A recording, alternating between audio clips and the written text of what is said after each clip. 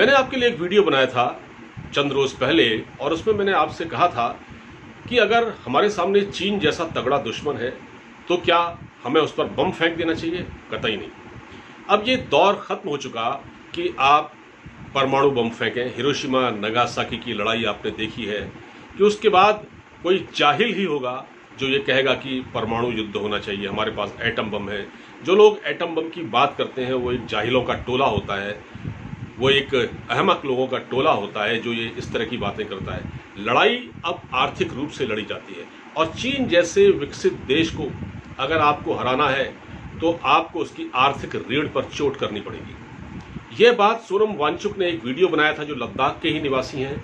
आपने वो वीडियो देखा होगा। दुनिया भर में, साउथ एशियन कंट्रीज में, दुनिया भर में वो वायरल हुआ। यहाँ से पाकिस्तान, इंडिया, चाइना, हर जगह वो वायरल हुआ, खूब देखा गया और लोगों को ये बात समझ में आई। उसने सिर्फ यही कहा था कि आप चीन को बुलेट से नहीं वॉलेट से हराइए। तो मतलब यह है कि उस पर आप अपना जो वहाँ से जो आयात करते हैं वो कम कर दीजिए। अगर आप 30% भी कम कर पाए तो आपकी बड़ी जीत होगी। अब भारत सरकार ने वही फैसला किया है। भारत सरकार ने एक बहुत ही बड़ा ही दिलेर और बहुत ही क्रांतिकारी फैसला किया है।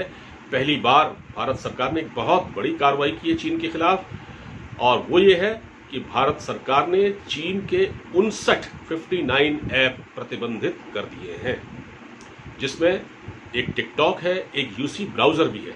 ये दोनों ऐप अब हमारे मोबाइल से हट जाएंगे। देखिए, भारत सरकार को ये सूचना लगातार मिल रही थी कि क्योंकि भारत और चीन के बीच टेंशन बहुत नाजुक दौर में है, युद्ध जैसे हालात हैं, बस युद्ध हो नहीं रहा है बल्कि युद्ध जैसे हालात हैं। गालवान घाटी में आपने जो हुआ वो सब देखा, वो दुनिया ने देखा। तो खुफिया एजेंसियों को भी इस तरह के इनपुट मिल रहे थे। तो भारत सरकार का जो सूचना प्रौद्योगिकी मंत्रालय है उसको भी इस तरह की सूचनाएं मिल रही थी कि चाइनीज हैकर जो हैं हमारे रक्षा प्रतिष्ठानों, हमारे आर्थिक प्रतिष्ठानों में सेंध लगा सकते हैं, वहाँ का डाटा हैक कर सकते हैं। तो खुफिया एजेंसियों ने जब इन सारे ऐप्स की जांच की, जो 59 ऐप हैं सारे के सारे संदिग्ध पाए गए और ये इससे डर था। इसलिए भारत सरकार ने अपनी रक्षा के लिहाज से एक बहुत बड़ा फैसला किया है और जाहिर है कि इससे चीन का बाजार बहुत प्रभावित होगा।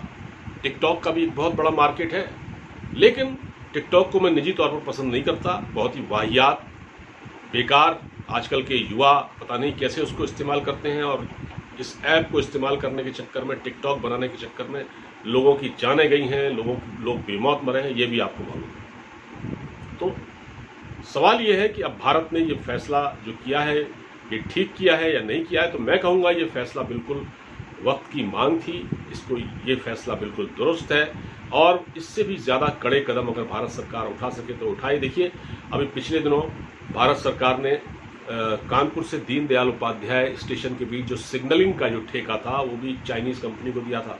570 करोड़ का ठेका था और जब भारत में जन दबाव बढ़ा और चीन का जो रवैया बिगड़ा उसके बाद भारत ने भी उस ठेके को रद्द कर दिया। चीन को एक बहुत बड़ा झटका लगा है। अभी भी हमारी चीन पर निर्भरता बहुत ज़्यादा है। जब दोनों देशों के बीच इतना बड़ा व्यापार हो, अरबों रुपए का व्यापार हो, तो ये आसान काम नहीं होता। इतना बड़ा फैसला लेना, हम ये कहना बड़ा सरल है लेकिन करना बहुत कठिन है। तो भारत सरकार ने जो ये फैसला किया, बहुत बड़ा फैसला किया है।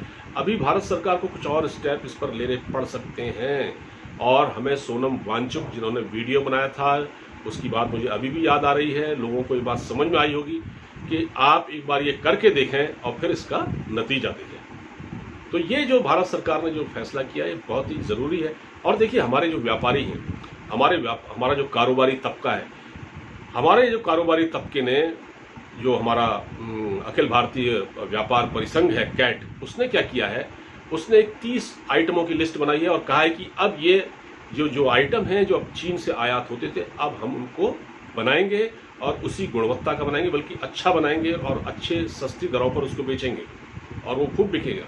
तो 30 आइटम्स की लिस्ट बनाई है। उन्होंने कहा हमको भी चीन पर निर्भरता कम करनी है। तो जाहिर है भारत का अभी बहुत कुछ वहाँ चीन पर निर्भरता बहुत ज़्यादा है। देखिए, फार्मास्यूटिकल की कंपनियां वहीं से इंग्रेडिएंट्स मंगाती हैं अपने दवाओं को बनाने के लिए, हम उस पर निर्भर हैं जिसको हम API वगैरह कहते हैं।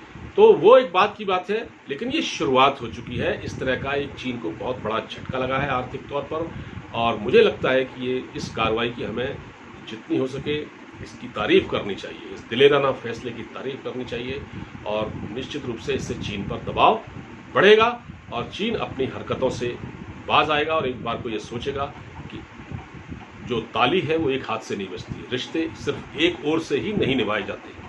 मतलब आप बदमाशियां करते रहें और हम रिश्ते निभाते रहें, आप हमारी सीमा में घुसपैठ करते रहें, हमारे सैनिकों को मारें, उनको शहीद करें और हम आपकी आरती उतारें, ऐसा नहीं हो सकता। ये दौर खत्म हो चुका है।